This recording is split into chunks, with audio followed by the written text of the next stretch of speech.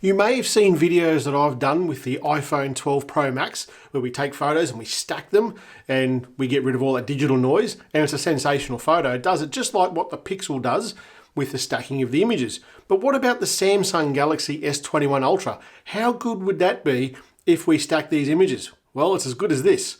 Let's go and have a look.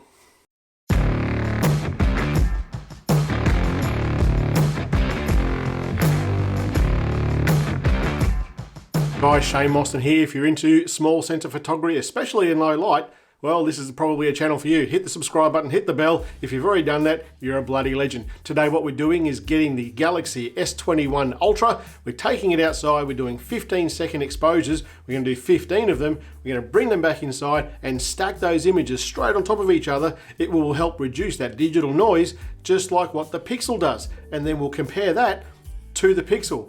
So the way we're going to do this, we've got the Pixel 4a sitting here on top of the tripod. On the other side here, we've got the S21 Ultra. So what we're going to do is take 15 photos of 15 seconds with the S21 Ultra and the one photo at the 4 minute and 6 seconds with the Pixel. And then we'll stack the S21 Ultra on the computer in Starry Landscape Stacker, and we'll see just how well that bigger sensor and the better sensor is going to stack those images, and we'll compare those two for a really good head-to-head. All right, there's a little bit of cloud there. There's a line of cloud there I can see, but we still get a good Milky Way photo there. We'll set these two cameras up. The first one, the S21 Ultra, go into the camera, go into more, set the ISO 3200, set the shutter speed for 15 seconds, not 30 seconds, 15 seconds. That way we're not going to get any star trails at all, and we're going to stack all these photos. It'll be pretty good, I would suspect. Manual focus all the way to the top. White balance, we'll leave it 4500, 4100, 4100 will do. We're shooting raw, so it doesn't matter. And now on the Pixel, going to camera, go to night mode. It's dark enough, it'll just tell us astrophotography mode. It's on, and we'll push the button. Now that's going to take 4 minutes and 6 seconds. And the S21 Ultra is going to take 15 seconds. We're going to do it 15 times.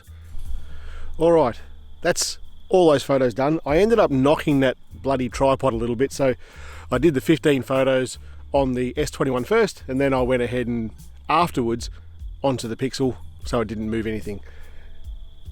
If you don't want to sit here and push it 15 times, I'll link up the top here to another video I did for time-lapse photography with the S21, and you can actually get an intervalometer for the S21. It's pretty neat bit of kit on that app. It's not too bad at all. But look, what we'll do, I'll take these inside onto the computer and we'll stack them. All right, let's go with that. So the first thing we're going to do is put these photos into Lightroom. Now I ended up getting 16 photos, not 15.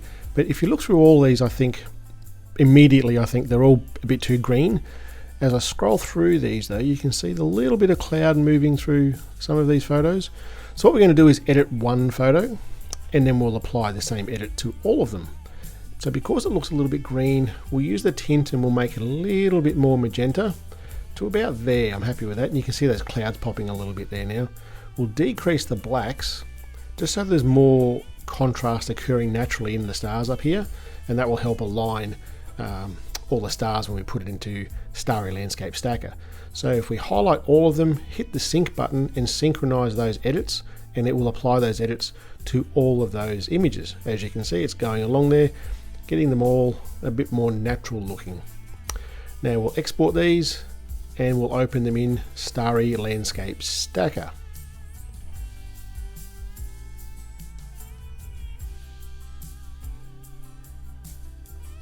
That's all the photos there. Exporting them now. We'll bring them into Starry Landscape Stacker. Bringing all 16 of these in. It's just processing them all to make sure they're all the same white balance and so forth, and we've done that, and here they are. What we need to do now is line up all these stars, or indicate to the program that this line is a star. So you can see all these photos here are stacked on top of each other. We now need to go around and put a dot. It does it pretty well by itself, but we're going to go around, put a dot on all these white lines, these star trails, so that the program knows they're actually stars. Now you don't need to sit here and watch me do this. I'll fast forward and do a heap without you. This is it back again now. I've done plenty there already. And we're going to go find sky. Because this is a landscape program, it's looking for the ground. It's highlighted there what it thinks is the ground, all those black areas, but this is just a sky shot. There's nothing in there, so we'll get rid of everything there that's black. All along the top here as well, just so it's not confused by anything at all. We're just trying to make this program work as easy as it can. And once we've done that, we don't need to go to look at the ground. Where are we going to here? Align and composite. I just hid that, open that up again, align and composite, and it will go through and it's going to find all those stars, align them out, and get rid of everything else that's noise. And there we have it. That looks bloody amazing. So all we need to do now is save that, and we'll save it. It saves it as a TIFF file. So we'll open up that same TIFF file now in Lightroom. This is the TIFF file, and we're going to do a proper edit on this now. So we'll increase that magenta a little bit with TIFF files in Lightroom. A little bit is a lot, so you just need to be mindful of that. And make it a little bit cooler. I think it looks a little bit too warm, so only a little.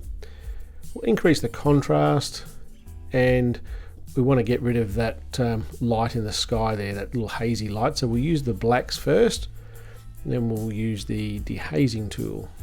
And that's looking pretty good.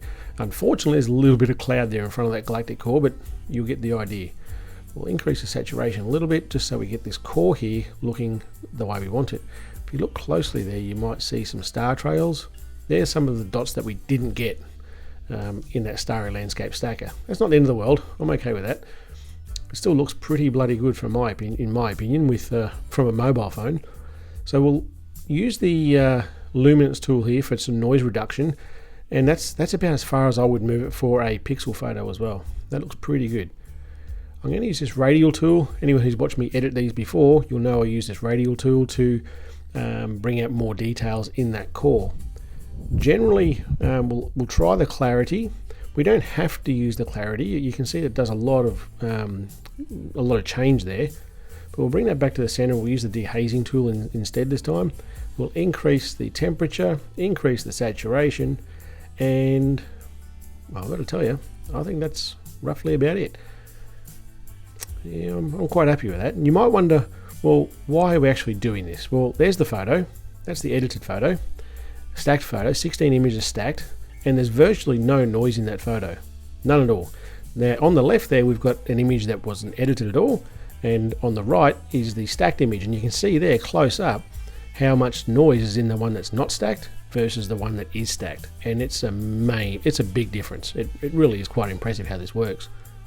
But how does it compare to the Pixel? Well, there's the image there again, and here's the Pixel photo. It's not too bad either. Keep in mind this is all done in the camera, in the phone, so it's pretty impressive. We'll zoom in a bit. There they are side by side, and you can see there's definitely more detail in that S21 photo than what there is in the Pixel. Let's zoom in, and you can see there so many more stars in the S21 versus the Pixel. S21 has it, guys. And there's the final image there, guys. Now, if you would like a copy of this image, head over to phonephotoschool.com.au, and I'll leave a copy of this for you to download, and you can have a look at it yourself. And I'll see you guys next week. Catch you later.